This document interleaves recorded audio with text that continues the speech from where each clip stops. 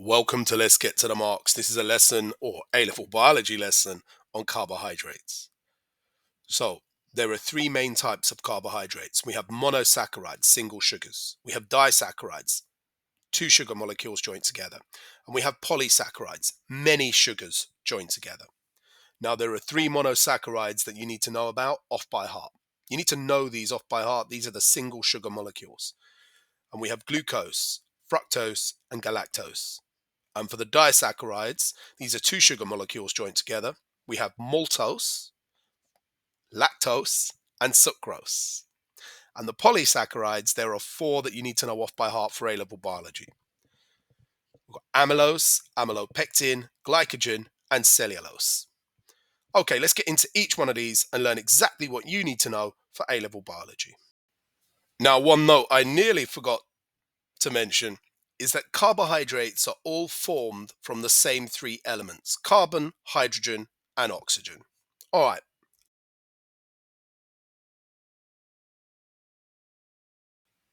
Okay, so looking at the first monomer or monosaccharide of carbohydrates, and that's glucose.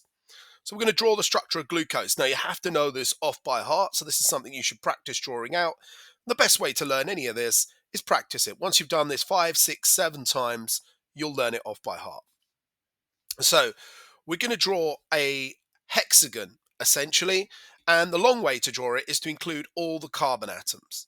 There is a version that you draw of this, which I'll show you later, without the carbon atoms. And you just draw it out just like this. There are 6 carbon atoms in glucose. You might remember the formula from GCSE, C6H12O6. But there's 5 carbon atoms in a hexagon ring and 1 oxygen atom, and then we have the 6th carbon atom coming off the outside of the ring. Now, for AQA, you don't really need to number these carbon atoms, but it's worth knowing. So the first carbon atom is here on the right. We call it carbon 1, and then 2, 3, 4, 5.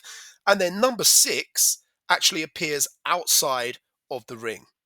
Now, glucose is made of 6 carbons, and it's in a hexagon. So guess what we call it?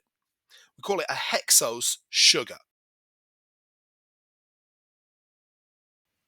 Now, just to make things more complicated, there are 2 different versions of glucose. And the one I've drawn here is called alpha glucose. And in this one, the hydrogen on carbon 1 is above the ring. Think of the A in alpha, meaning above. Now I'm going to draw you what a beta glucose looks like. And you can see here it's exactly the same in all except carbon 1. On carbon 1, the hydrogen atom is below the ring rather than above the ring. Now, most of the questions that involve beta glucose are going to be to do with the polysaccharide that we'll look at later called cellulose, as cellulose is made of beta glucose and it has this funky B symbol you can see there in red. And remember, the hydrogen is below carbon 1 for beta glucose, whereas for alpha glucose, you draw the OH below and the H on top for carbon 1. And that's the only difference. You need to learn those off by heart, and you may be asked to draw them. The next monosaccharide we need to know about is called fructose, often found in fruits. What am I talking about? Yeah, anyway, enough of my blabber. You don't need to know how to draw it, and you don't need to know its formula, but the structure of it may appear in exam questions. So here it is, just for your help. I'm drawing the skeletal formula this time, and notice that I'm eliminating carbon atoms. You can actually draw these monosaccharides or polysaccharides without having to draw the carbon atoms. We call that the skeletal formula. Now, fructose has the same formula as glucose, C6H12O6. It has 4 carbon atoms in the ring and 2 outside the ring, but overall 6 carbon atoms, just like the other glucose. So the last of our 3 monosaccharides of the carbohydrates you have to know is galactose. Now, galactose, again, you don't need to know the formula or how to draw it, but it might appear in an exam, so here it is for you anyway. Once again, it has the same molecular formula as glucose or fructose, C6H12O6. In fact, the only difference Yeah, the only difference between beta glucose and galactose is that the hydroxide group is reversed on carbon atom number 4, which I just circled in yellow. Okay, you don't need to know this structure anyway, so let's move on. But this is the third of the three monosaccharides. It's also a hexose sugar, just like glucose and fructose. Now let's move on to the disaccharides, and the first of the three is maltose. Let's get into maltose. Okay, maltose is a disaccharide. That means di, meaning two. Disaccharide, saccharide means sugar. It's made of two glucose molecules joined together. So one maltose molecule, maltose? Oh my gosh, I'm losing the will to speak. One maltose molecule is made of two glucose molecules joined together. I'm drawing a very simplified formula here of a glucose molecule. And this is an alpha glucose molecule, and I'm going to draw two alpha glucose molecules like this. Notice I haven't put any of the carbon atoms in. You are allowed to draw them like this. So here are my two glucose molecules, alpha glucose. What happens is a water molecule is removed from the two hydroxide, the OH groups, on the carbon atoms next to each other. And this is called a condensation reaction because water is released. And there's one oxygen left between those two black lines, those bonds, and that joins the two maltose molecules together. And we call that joining, that bond with the O in the middle there, a glycosidic bond. So just here in the middle of the two molecules, we now have a glycosidic bond. You need to know that off by heart whenever you join together any saccharides to form a polysaccharide or disaccharide. We make a glycosidic bond. Now, a water molecule has been released in this reaction, and it's known as a condensation reaction. Now, the opposite to these reactions are called hydrolysis reactions, and they involve taking a water molecule, adding it to the glycosidic bond found in a maltose molecule, and breaking open that bond to reform the two original glucose molecules. And we can do this by taking the H from one of the water molecules and sticking it back on the O on that glycosidic link in the middle there, circled with green. And then we can take the OH and stick that back on the other side, and you end up back with the two glucose molecules that maltose was originally made for. Now, this is known as a hydrolysis reaction, and hydrolysis means hydro means water, lysis means breaking, using water to break a molecule. And in biology, whether we're breaking proteins, carbohydrates, fats, or polynucleotides, we always use water for breaking. And this is why, without drinking water, you'll die in about 3 days. And that's because you need water for hydrolysis reactions to break down polymers into monomers. Okay, hydrolysis reactions are used to break down carbohydrates, proteins, polynucleotides. They're really essential for life. Okay, we're going to look at the next disaccharide, and that is lactose. Right. Lactose you might have heard of before. It's a sugar, a disaccharide found in milk. In fact, over half the world's population is lactose intolerant and don't have the enzyme lactase to break down the lactose when they become adults. Anyway, what do you need to know about lactose? It's made from glucose and galactose. Those are the two monosaccharides it is made from, and again, it can be broken up into its monomers by hydrolysis. The third and final disaccharide you need to know about for A-level biology is sucrose. And this is your typical this is your typical sugar that you find in like processed sugar, like the white cane sugar you have at home and you put in your tea or your coffee. Now, what is sucrose made of? Well, sucrose is a disaccharide, so made of two monomers, and it's made of glucose, once again, all the disaccharides contain glucose, and the monomer fructose, joined together by condensation reactions and broken apart by hydrolysis.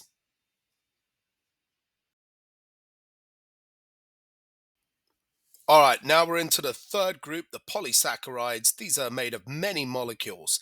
And we're going to look at amylose and amylopectin together because together they make up the molecule starch. So first of all, we have amylose. You're going to have to forgive my grade D GCSE art here. But yeah, there we go. What I'm doing here with amylose, I'm joining hexose glucose molecules together. It's actually made of alpha glucose amylose, and it's a form of starch. And it's a straight chain, meaning there are no branches. However, although it's a straight chain, it is coiled. So it's like wound round like a spring. So what do you need to know about amylose? Well, I'm going to use a highlighter to highlight the key bits. Amylose is a straight chain polymer. It's made of alpha glucose. It's coiled so that you can store more in a small volume. That makes it compact, so you can store lots of it in a small space inside a cell. It won't take up a lot of space, allowing you to have space for other organelles and things.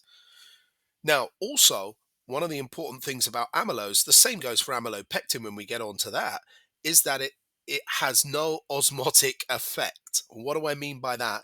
It doesn't cause organelles to burst or swell up because it doesn't change the movement of water. And that's a really key thing. So you may well be asked a question, why is amylose a good storage molecule? Straight chain, made up of alpha glucose needed for respiration, compact for storage, and insoluble. Let's look at the other type of starch. Sorry, I'm talking like a bit of a... What we actually find is that there are also chains of glucose molecules coming off from carbon 1 and 6, and we call these 1 to 6 glycosidic links. So amylopectin is highly branched. It is not a straight chain molecule. It's also made of alpha glucose, so that's exactly the same as amylose. Um, but it's highly branched. Now, why does it need branches? Well, having these branches allows enzymes to more easily access the molecule and break pieces off, which means it can be hydrolyzed, i.e., broken down with water molecules, to release small monomers of glucose, which is needed for respiration. And this can happen quickly. It can be hydrolyzed quickly. That's what the branching does. It's also compact, and once again, it's also insoluble. So you may well be asked to compare and contrast amylose and amylopectin. Okay, the next polysaccharide is glycogen, and this is a polysaccharide that is a long-term energy storage molecule found in animals. It's found in the muscle cells and in the liver cells of animals. This is why animals like wolves, predators, often eat the liver, or the alpha male wolf, or whatever wolf, the alpha wolf, gets to eat the liver when it's made a kill, because that is full of glycogen. Now, glycogen's also found in fungi as well, and it's a great storage molecule. Now, as you can see, it's quite similar to amylopectin in that it's very highly branched. In fact, it's just like the plant's amylopectin, which is their energy, long-term energy storage that can be hydrolyzed quickly. But glycogen is even more highly branched. I've tried to show that here very badly with my crusty drawing, but it has lots and lots of branches. What's the advantage to this? It means that glycogen can be broken down even more quickly than amylopectin to release alpha glucose for respiration in animals. Now, obviously, animals move a hell of a lot more than plants, okay? So animals have to run away from predators or hunt prey, and they do a lot of movement, and mammals have to, or birds have to release heat in order to stay warm. So they do lots of aerobic respiration. This means they need to be able to access the energy quickly. And that's the advantage of being highly branched. You can be broken down more quickly. Of course, it's insoluble as well, so no osmotic effect. And you can say that glycogen is relatively compact, so it doesn't take up too much storage space. And the final polysaccharide that we're going to look at is cellulose. So, what do you need to know about cellulose? Well, unlike glycogen, amylopectin, and amylose that were all made of alpha glucose, cellulose is made of the beta glucose isomer of glucose. So, it's made of the beta glucose. Now, cellulose is a straight chain, just like amylose. There are no branches, and so it's arranged in straight chains, and they form layers. And between the chains, they actually do have links that join the chains together. Now, these are not glycosidic bonds. Glycosidic bonds happen between one or more glucose molecules that joins them together, or one or more monosaccharides that join them together. These links are actually made by something called hydrogen bonding, and it's the OH atoms on one glucose molecule, or the O atom, oxygen atom on one glucose molecule that's delta negative, being attracted to a hydrogen atom on another glucose molecule from one of the other chains, one of the other straight chains. So we get this dotted line in between the straight chains, and that represents hydrogen bonds. So this makes cellulose an incredibly strong molecule. And we call more than one layer of cellulose a microfibril. They're held together by hydrogen bonds, and they make tough threads, and they give strength and support to plant cell walls. That's what makes plant cell walls very strong and able to withstand high pressure from all the water that moves through plants, so they don't explode. And once again, cellulose is okay. So the final part of this lesson on carbohydrates is you need to know the chemical analysis test for carbohydrates. And you remember the iodine test from GCSE. We used to say add iodine, it turns from orange, brown to blue, black when you add it to starch. That's amylose or amylopectin. Well, actually, at A level, we have to be really clear and say add iodine dissolved in potassium iodide solution, and it will turn from orange, brown to blue, black. And we must say that at A level. Cool. Let's keep moving on, keep moving on, keep moving on, keep moving on. Okay, so now we have the Benedict's test. You remember this from GCSE? It's how we tested for sugars. You add the blue Benedict's reagent, you warm it, and it should go yellow, green, orange, red, whatever. Blue to red tells you there's a sugar present. President? Yeah, present. So now we have two different types of sugars. We've got reducing sugars and we have non-reducing sugars. Now for reducing sugars, the Benedict's test is straightforward, like you did at GCSE. Reducing sugars include glucose and fructose, that are monosaccharides, and maltose, for instance, the disaccharide. You add Benedict's reagent and you boil it in a water bath. If a reducing sugar is present, it's going to give a color precipitate. So it's going to change from blue, and then it's going to go to green, and then yellow, then orange, then red. And this is a semi-qualitative or a semi, basically, yeah, I can't even get the words out. Okay, this kind of test gives you a color change. It's not very accurate, but if I had two solutions and one turned out green and the other one turned out red, I'd know that the red one that had the red precipitate had more sugar present than the green one. Okay, but it's not that reactive. It's a semi-qualitative test. Qualitative. Qualitative? Oh my gosh, I'm getting seriously baffled. It's been too much of a long video. Okay, you get the idea. What's a more accurate way to compare two sugary solutions and see which one has a better concentration? Well, a more accurate way is to take your two test tubes. If say they both end up being red, then you don't know which one has got more sugar in it.